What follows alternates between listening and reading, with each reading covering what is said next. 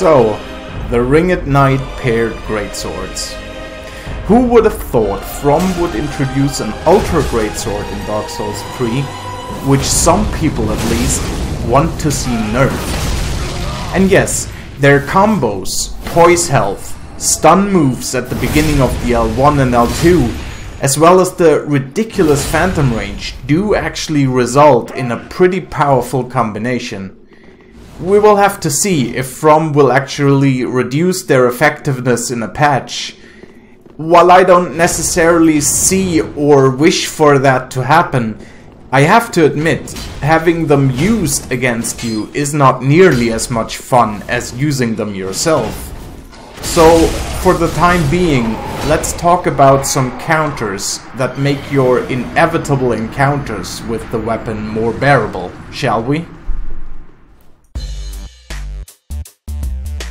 One really stylish counter is using the Stomp into R2 uppercut weapon art on some Ultra Greatswords. The Stomp part will severely reduce the damage you take from the first L1, and the follow-up uppercut will send your opponent flying no matter his poise. Timed correctly, the trait will be heavily in your favor, and will deter your opponent from using his most powerful move on you again. Perseverance is among the best weapon arts in the game, and it also shines in this situation. It even got a buff in the last patch, making the effect last for 4 seconds. The damage reduction once again means you don't have to worry about tanking a hit even from the paired Ultra Greatswords, and you can safely swing into your opponent, breaking his poise and stopping his combos. On Ward's Great Hammer, Perseverance actually seems to stop the attack altogether. And if you worry about the necessary stat investment for a Perseverance weapon, do know that it works even with a mere cestus.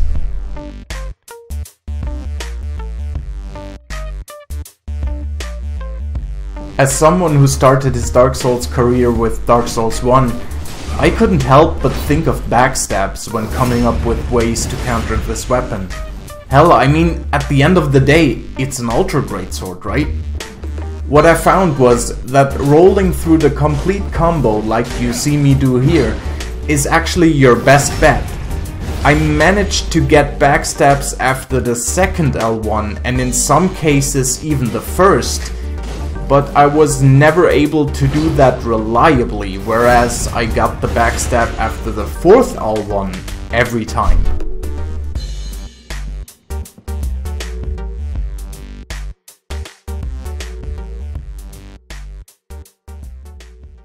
Things that have absolutely not worked for me so far have been any attempts to outspace either the L1 or the L2. The phantom range caused by the ubiquitous latency and the generous hitbox of the paired Ultra Greatswords simply make this much too big of a risk. I also would not recommend you try and block the L1 and L2 attacks, since they will drain your stamina quickly even with a high stability shield. Additionally, neither of the attacks in question are parryable as far as I know, but even if they were, the risk of mistiming the parry or being screwed over by latency and taking a potentially life-ending combo to the face is not worth it anyway.